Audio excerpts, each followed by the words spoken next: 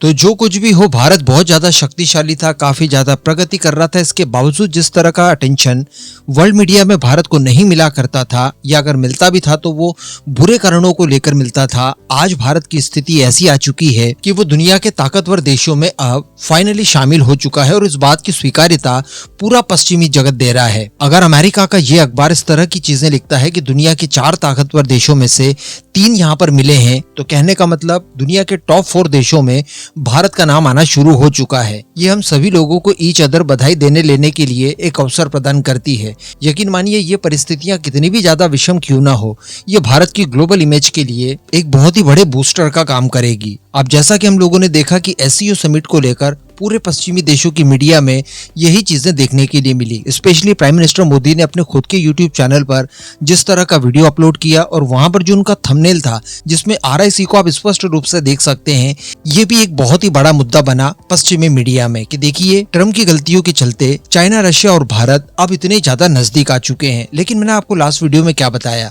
Last video में हम लोगों ने इस बात को लेकर डिस्कस किया था कि प्राइम मिनिस्टर मोदी और पुतिन द्वारा एक ही कार में लगभग 45 मिनट का समय स्पेंड किया गया और इस दौरान काफी महत्वपूर्ण मुद्दों के ऊपर चर्चा यहाँ पर जरूर हुई होगी। अब इसको लेकर अगर देखा जाए तो आपने भी नोटिस किया होगा कि भारत में इतनी ज्यादा चर्चाएं नहीं हो रही है।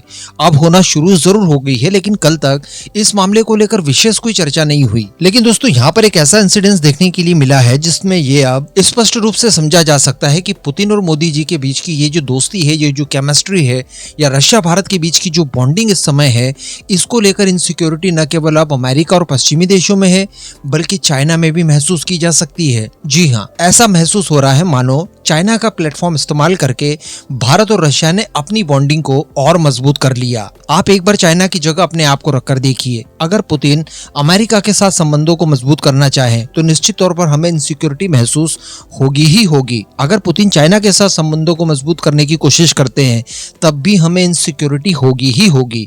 तो अगर भारत के साथ पुतिन अपनी केमिस्ट्री को बढ़ा रहे हैं, संबंधों को और मजबूत कर रहे हैं, तो इसकी इनसिक्योरिटी अमेरिका के साथ साथ चाइना को भी होनी ही होनी है। और इसके अब कुछ संकेत भी हमें मिलने शुरू हो चुके हैं और ये संकेत आप चाइना की मीडिया से ले सकते हैं। जैसा कि हम लोगों ने माहौल भारत की मीडिया या पश्चिमी मीडिया में देखा, इसी तरह का कुछ माहौल चाइना के मीडिया में भी था। यहाँ पर मेंशन किया गया है रिपोर्ट में स्पेशली चाइना के 2 प्लेटफॉर्म्स को लेकर, एक तो वीवो और दूसरा बाइडू को लेकर। बाइडू वहाँ का सबसे बड़ा सर्च इंजन है, आप उसे चाइना का अपना इंडिजिनस गूगल भी कह सकते हैं। तो यहाँ पर एससीओ को लेकर पहले बहुत चर्चाएं हो रही थी। इवन आप एससीओ को भी छोड़ दीजिए, यहाँ पर जो मेन मुद्दा था और जो मेन चर्चा का विषय था वो पुतिन, जिनपिंग और मोदी जी की मुलाकात को लेकर ही था। साथ ही वो लोग इस बात के लिए भी बहुत ही ज्यादा खुश हो रहे थे कि देखिए, भारत के साथ हम लोगों ने संबंधों को मजबूत कर लिया।